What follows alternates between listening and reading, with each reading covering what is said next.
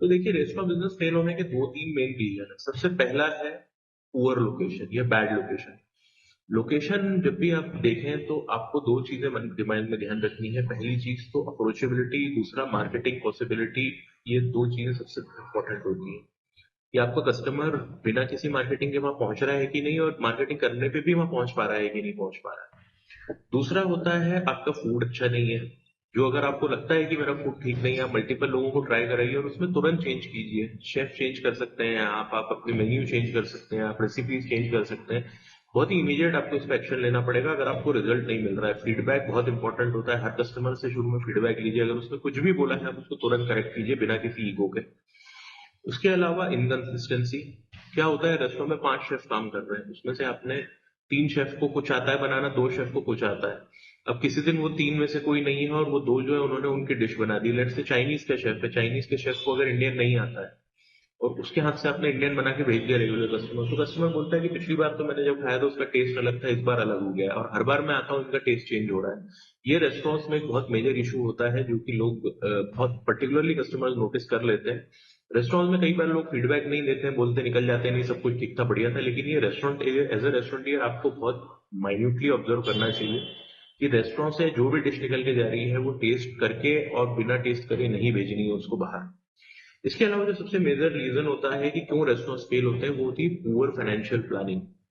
जी हाँ, क्या होता है कई लोगों के पास, अभी हम बहुत रिसेंटली देखते हैं कि यंग कॉलेज के बच्चे कैफे स्टार्ट करते हैं और 6 6 महीने में वो कैफे बंद हो जाते हैं।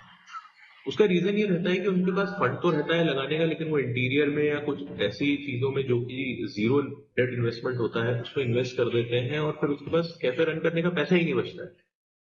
एग्जाम्पल के लिए, लेट से आपके पास 50 लाख रुपए हैं।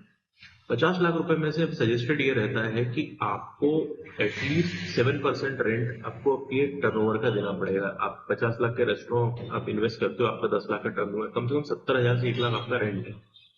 इससे करीब करीब 1.5 गुना सैलरीज होंगी आपकी, करीब करीब 1.5 से 2 लाख रुपए। अगर आपके पास हर महीने के 3 लाख रुपए के आसपास नहीं है बचा के रखने के लिए सारे एक्सपेंसेस के लिए 6 महीने के लिए, जो कि 18 लाख रुपए होता है, तो 50 आपको रेस्टोरेंट नहीं रन कर पाओगे क्योंकि 6 महीने का पैसा तो आपको रखना ही चाहिए उसके लिए।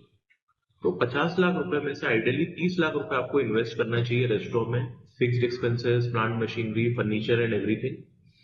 2 से 3 लाख रुपए या 5 लाख रुपए आपका रॉ मटेरियल, और जो बचा हुआ करीब करीब 10 से 12 लाख रुपए है वो आपको रखना पड़ेगा आपकी कंटिजेंसी के लिए अगर आपका रेस्टोरेंट 6 महीने तक लॉस कर रहा है तो।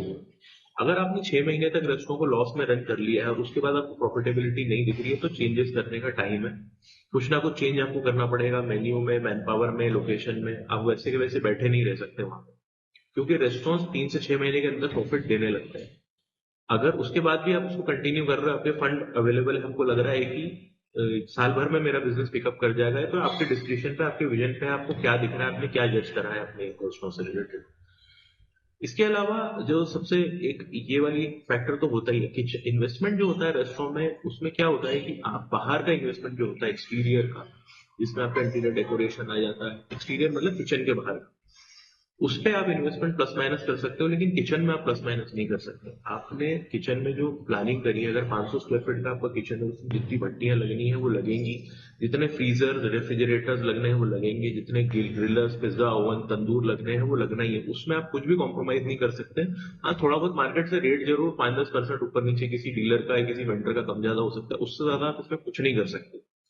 तो आप जो इन्वेस्टमेंट में कट ऑफ कर सकते हो वो कर सकते हो। आपको करना पड़ेगा डेकोरेशन वाली चीजों पे, कॉस्मेटिक चीजों पे, कुर्सी टेबल, इन सब चीजों पे। तो किचन का एक्सपेंसेस जो है वो आप पहले लेके चलिए। उसके बाद आप लेके चलिए आपके जो इंटीरियर डेकोरेशन का है। उसके बाद आप मिसलेनियस लेके चलिए, जैसे इलेक्ट्रिसिटी कनेक्शन का डिपॉजिट, गैस पाइपलाइन का डिपॉजिट, चिमनी वगैरह लगती है जो उसका वुडिंग का काफी महंगा काम होता है। तो आपको फाइनेंशियल प्लानिंग बहुत जुडिशियसली करनी पड़ेगी। अगर आप खुद फाइनेंशियल प्लानिंग कर सकते हैं तो आप बिल्कुल कीजिए, वरना आप हमने कांटेक्ट कीजिए, हम आपको फाइनेंशियल प्लानिंग की पूरी वर्किंग करके देंगे कि आपने किस लेवल के इन्वेस्टमेंट करना है, उसमें आपको कितना रुपए आपको फिक्स इन्वेस्टमेंट करना चाहिए, कितना रुपए आपको कैश में रखना चाहिए, ताकि आप रेस्टोरेंट को एटलीस्ट 6 महीने बिना किसी स्ट्रेस के अपने पास रन कर सकें। 6 महीने मैं इसलिए बार बार ये टाइम बोल रहा हूँ कि 180 डेज एक बहुत बड़ा पीरियड होता है जिसमें रेस्टोरेंट अपने आप को एक्सपांड कर लेता है, प्रोवाइडेड आपने, देखिए, आप रेस्टोरेंट स्टार्ट करेंगे 1 से 2 महीने के अंदर अंदर आप स्विगी जोमेटो पे ऑनलाइन हो पाएंगे। आपका ऑनलाइन एक्सपोजर स्टार्ट हो गया है, नए कस्टमर्स को ल्योर करने के लिए आप नए रेस्टोरेंट तो आपको ऑफर्स छोड़ने पड़ेंगे, ऑलरेडी डिस्काउंट आपको देना पड़ेगा।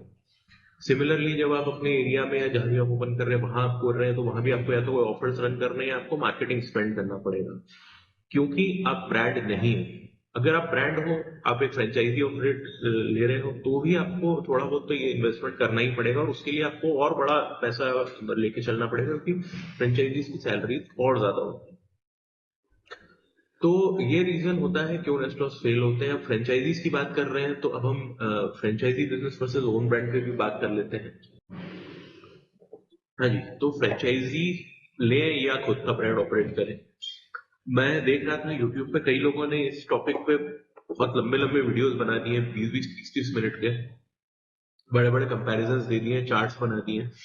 मैं आपको उन सारे वीडियोस की समरी बता दूंगा, क्योंकि मेरे को भी काफी टाइम हो गया इस चीज में और मैंने भी काफी फ्रेंचाइजीज से इंक्वायरी करी है करने की, खुद भी फ्रेंचाइजी दी है। तो फ्रेंचाइजी बिजनेस में और खुद का ब्रांड एस्टेब्लिश में क्या क्या डिफरेंसेस होते हैं ये मैं आपको बताता हूँ। फाइनेंशियल डिफरेंस सबसे मेजर ये रहता है कि आपको जब भी आप फ्रेंचाइजी लोगे किसी कंपनी की तो आपको एक उनको हेफ्टी फ्रेंचाइजी फीस देनी पड़ेगी इनिशियली। छोटी फ्रेंचाइजी जो है वो 3 से 4 लाख रुपए फीस लेती है, लेकिन बड़ी फ्रेंचाइजी कहीं भी 7 से 10 लाख रुपए तक लेती है, कई फ्रेंचाइजी उससे ज्यादा भी लेती है। ये फीस जो है, आपका रेस्टोरेंट मान लीजिए किसी कारण से बंद होता है या किसी कारण से नहीं चल पाता है तो डे वन से ही जीरो है आपके लिए। उसके बाद आप इनको रॉयल्टी पे करते हो हर महीने, वो भी आपका डेड इन्वेस्टमेंट है। फ्रेंचाइजी सेल के ऊपर आपसे रॉयल्टी लेती है, ना कि प्रॉफिट के ऊपर। तो आपका रेस्टोरेंट प्रॉफिट कर रहा है या लॉस कर रहा है, आपको उनको रॉयल्टी देनी ही देनी है हर महीने। छोटी फ्रेंचाइजी जो होती है 3 से 4% रॉयल्टी चार्ज करती है, बड़ी फ्रेंचाइजी 7 से 10% रॉयल्टी चार्ज करती है। ये अगर आपका रेस्टोरेंट लॉस कर रहा है तो उसमें एक मेजर इनपुट दे देगा आपके लॉस में ऐड करने का। इसके अलावा फ्रेंचाइजी का एक और नेगेटिव पॉइंट जो है वो ये है कि आपने लेट से किसी भी बड़ी ब्रांड की फ्रेंचाइजी ली है, किसी ठीक ठाक ब्रांड की फ्रेंचाइजी, एग्जांपल के लिए हम लेते हैं जैसे मोती महल, बहुत ही एक अच्छा फ्रेंचाइजी है, बहुत ही अच्छे हैं उसके ओनर और जो उनका सिस्टम है बहुत ही बढ़िया बना हुआ है। मान लीजिए आपने उनकी फ्रेंचाइजी ली, उनका फाइन डाइन रेस्टोरेंट आपको स्टार्ट करना है, 2000 स्क्वायर फीट के रेस्टोरेंट के लिए कम से कम 80 लाख से 1 करोड़ रुपए का इन्वेस्टमेंट आएगा, क्योंकि आपको इंटीरियर उनके हिसाब से करना पड़ेगा, उनकी प्लांट एंड मशीनरी उनसे ही परचेज करनी पड़ेगी या जो वेंडर वो बताएंगे वहां से आपको परचेज करनी पड़ेगी। ये वहीं पे अगर आप खुद का 2000 स्क्वायर फीट का रेस्टोरेंट ओपन करते हैं तो प्लांट एंड मशीनरी आप लोकली परचेज कर सकते हैं, और जो भी आपकी डेकोरेशन फर्नीचर ये सब आइटम भी आप अपने हिसाब से परचेज कर सकते हैं, तो फ्रेंचाइजी का कोई रोल रहेगा ही नहीं। इससे कॉस्ट जो है ऑलमोस्ट आधी हो जाती है, यानी कि जहां 80 लाख से 1 करोड़ वहां लग रहा है, वहां आपको है 40 से 50 लाख रुपए में आपका काम हो जाएगा। इसके अलावा आपकी डिपेंडेंसी जो रहती है वो टोटली उन पे हो जाती है, कि मान लीजिए फ्रेंचाइजी में कुछ चेंज हुआ या फ्रेंचाइजी ने बोला कि हमको अपना इंटीरियर चेंज करना है लेट से 2 साल बाद, तो आपको चाहे ना चाहे आपको उनके हिसाब से काम करना पड़ेगा और आपको भी अपने इंटीरियर को उतना ही पैसा लगाना पड़ेगा दोबारा।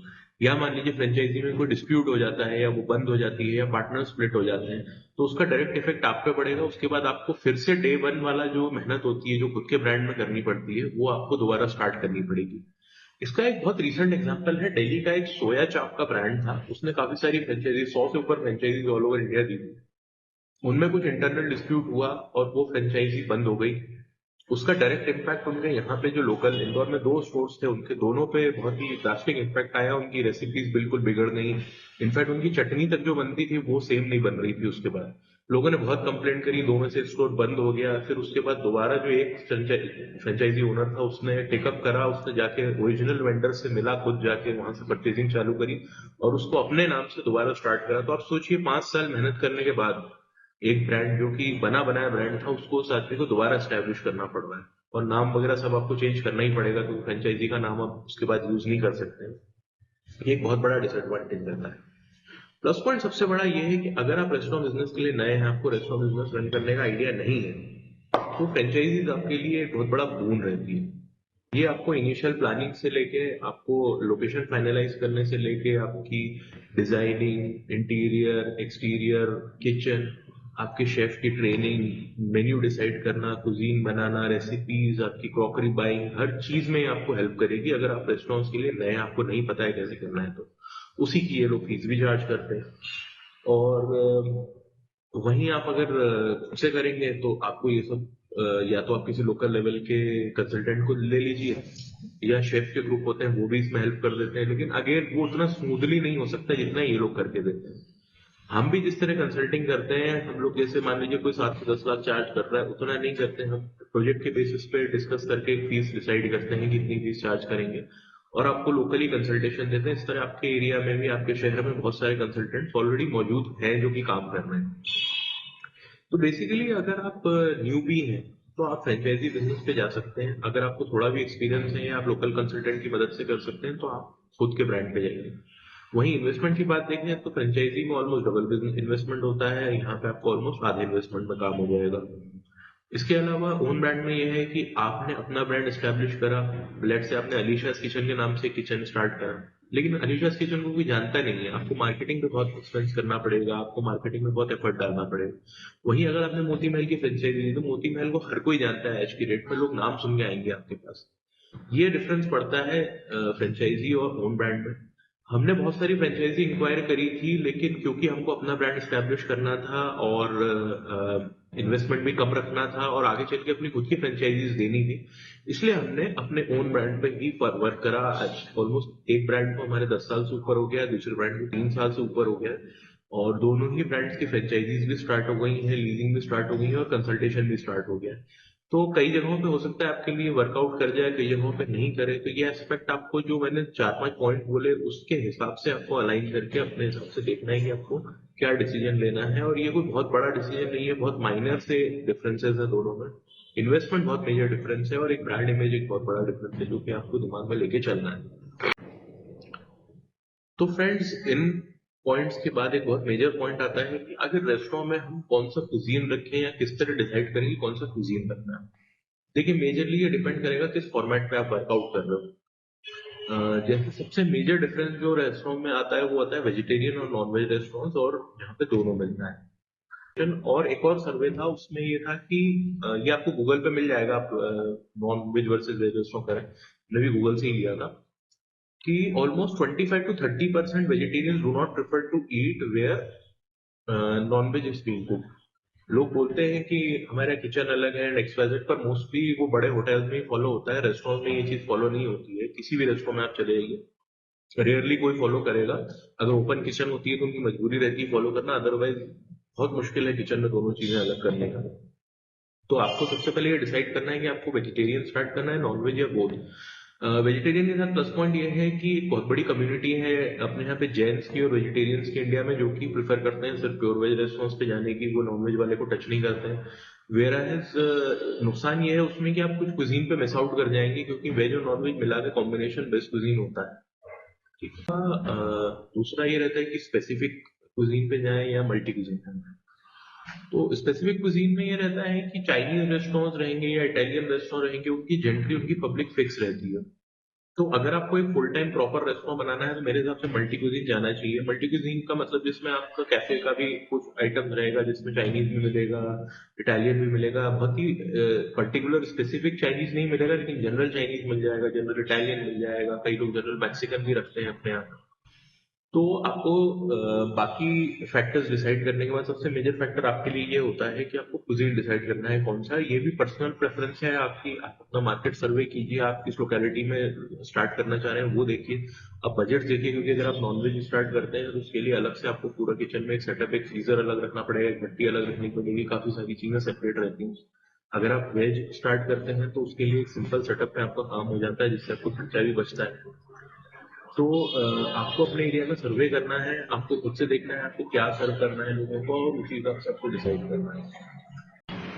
तो फ्रेंड्स, रेस्टोरेंट क्यों स्टार्ट करना चाहिए या रेस्टोरेंट बिजनेस में क्यों आना चाहिए, आप, आई होप ये कुछ टॉपिक अपने डिस्कस जो करे हैं इस वीडियो में, उससे आपको समझ में आ गया होगा।